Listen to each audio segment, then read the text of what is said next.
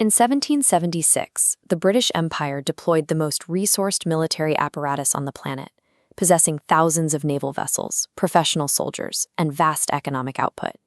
By comparison, the Continental Army had virtually zero naval tonnage, negligible funding, and a fraction of the troop strength. By the winter of 1776, the reality of this resource gap was severely degrading colonial operations. Troop retention plummeted as enlistment contracts expired, morale collapsed, and basic supply lines failed.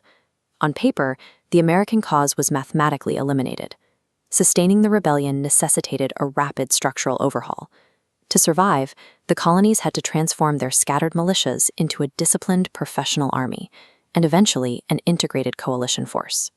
To understand this evolution, we must track the failure of British grand strategy in the North, map the attritional logistics in the South, and examine the multi-domain convergence that trapped the British at Yorktown. The American Revolution offers a distinct look at how an asymmetric force adapts its military architecture under extreme operational pressure. The first major strategic adaptation occurred at the Delaware River. Recognizing the Continental Army could not win a conventional field engagement, Washington executed a calculated asymmetric strike, capitalizing on a Hessian garrison's winter complacency at Trenton. The operation required moving 2,400 men across 9 miles of freezing, hostile terrain. This immense logistical friction was exactly what made the raid successful. The British command structure assumed such a maneuver was operationally impossible in a blizzard. In response, the British attempted to end the war using the Hudson Valley strategy. General John Burgoyne and General William Howe designed an operational plan to drive a wedge straight down the Hudson River, aiming to physically sever New England from the mid-Atlantic. The plan failed due to command friction. General Howe deviated from the strategy, prioritizing the political prestige of capturing the American capital.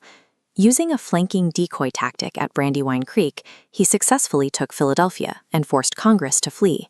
But capturing a capital in an asymmetric war yields little strategic value. The direct operational consequence of Howe's detour was that Burgoyne was left completely isolated in the north, marching into an ever-expanding American defensive force. This culminated at the Battle of Bemis Heights in Saratoga. Acting outside the strict conventional command structure, American commander Benedict Arnold defied direct orders, initiated a localized charge, and tactically obliterated Burgoyne's isolated army. Saratoga proved a critical reality of the conflict.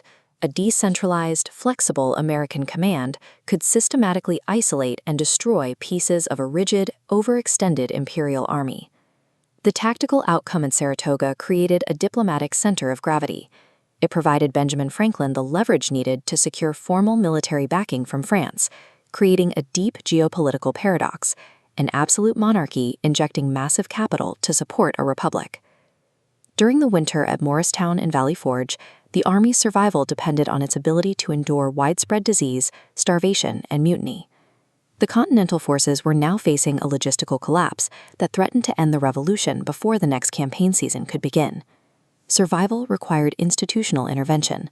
Benjamin Franklin recruited Prussian Baron von Steuben, who immediately implemented rigorous European standardization, drilling the scattered colonial militias into a cohesive, synchronized entity. The tactical yield of this training was realized at the Battle of Monmouth Courthouse. Fighting a massive, retreating British force to a draw in sweltering heat, the newly trained Continental Army proved they had finally achieved doctrinal parity with standard European infantry. The alliance with France transformed the conflict into a global war. Hostilities now reached from the American coast to European ports and West African trade routes, driven by European interventions and asymmetric naval warfare. The Americans exploited this expanded theater. Commander John Paul Jones applied pirate-adjacent tactics, raiding coastal towns and attacking commerce vessels directly in the British Isles, while utilizing Dutch diplomatic loopholes to evade capture and degrade British domestic morale. The conflict's expansion also drove severe demographic impacts domestically. In 1779, facing raids from British allied native groups, Washington authorized a punitive expedition that burned 40 Iroquois villages to the ground, forcing their mass relocation to Canada. The war forced complex socio-political realignments regarding African American enlistment.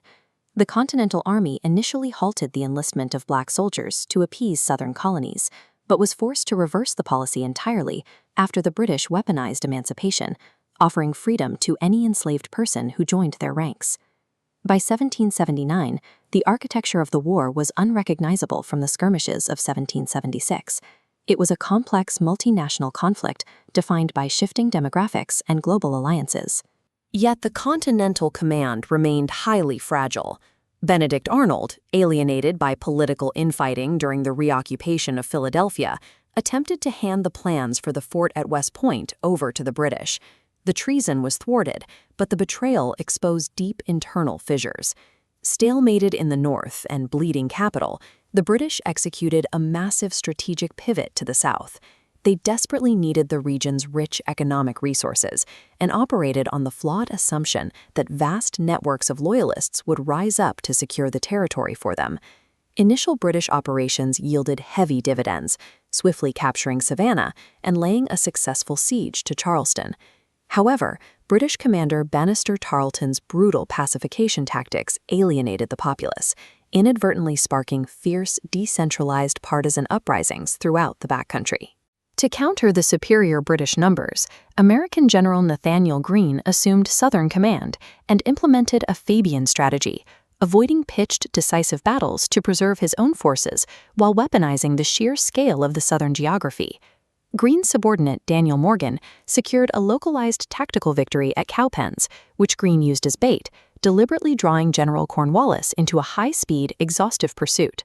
Greene executed a deliberate retreating maneuver across North Carolina and over the Dan River, systematically stretching Cornwallis's supply lines until the heavier, slower British force was logistically starved. The culmination of this chase occurred at the Battle of Guilford Courthouse, where Greene finally turned his reinforced army to face the exhausted British troops in vicious close-quarter combat. Cornwallis secured a technical victory, but only by firing his own artillery directly into the chaotic melee, cutting down his own men. Suffering a 25% casualty rate, his army was severely degraded, forcing him to abandon the Carolinas entirely and limp toward Yorktown, Virginia, to seek naval resupply. Greene had achieved strategic dominance in the South without winning a single major pitched battle. He used operational depth to fatally exhaust the British logistical apparatus. With Cornwallis pinned on the Virginia Peninsula, Washington executed a massive strategic deception. He dispatched false communications indicating an impending attack on the British stronghold in New York, while covertly marching his combined land forces hundreds of miles south. Simultaneously, a massive French fleet commanded by the Comte de Grasse arrived from the Caribbean, aggressively clearing the British Navy out of the Chesapeake Bay and sealing Cornwallis's only escape route. The resulting siege of Yorktown was a masterclass in multi-domain convergence. It combined absolute naval supremacy to blockade the coast with coordinated Franco-American siege artillery to systematically shatter the British defensive earthworks. After weeks of continuous bombardment, Cornwallis capitulated.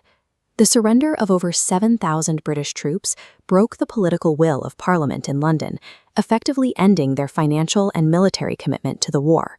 The geopolitical resolution was codified in the 1783 Treaty of Paris, which mandated the complete withdrawal of British troops and formally legally recognized the independence of the United States. The global fallout of the treaty reshaped the map. Britain ceded all territory up to the Mississippi River, Spain acquired Florida, and France absorbed a crippling economic debt that would trigger its own revolution less than a decade later. The victory at Yorktown stands as the outcome of several years of combined arms development and coalition diplomacy. Following the treaty, Washington executed an action that solidified the survival of the new state. He voluntarily resigned his military commission at Mount Vernon. This established the critical Cincinnatus precedent, permanently subordinating military power to civilian rule. However, the immediate post-war period was highly unstable, leading to an intense grassroots political campaign designed specifically to convince Washington to return to public life and accept the newly created executive office in 1789. Once in office, Washington built the structural implementations of the executive branch. He deliberately rejected the monarchistic titles suggested by the Senate, insisting on the modest, functional title of president. Recognizing the complexity of statecraft, he decentralized executive knowledge by establishing a cabinet, bringing in specialized experts to manage finance, diplomacy, and war, rather than consolidating all decision-making authority in himself. He institutionalized the annual State of the Union address as a mechanism to subject executive power to legislative oversight, set a rigid policy of foreign neutrality, and, crucially, stepped down voluntarily after 2 terms. The true technological breakthrough of the American Revolution lay in its architecture. The ultimate victory was the design of a government system that was powerful in its limitations, decisive in its diplomacy, and strictly rooted in civilian authority.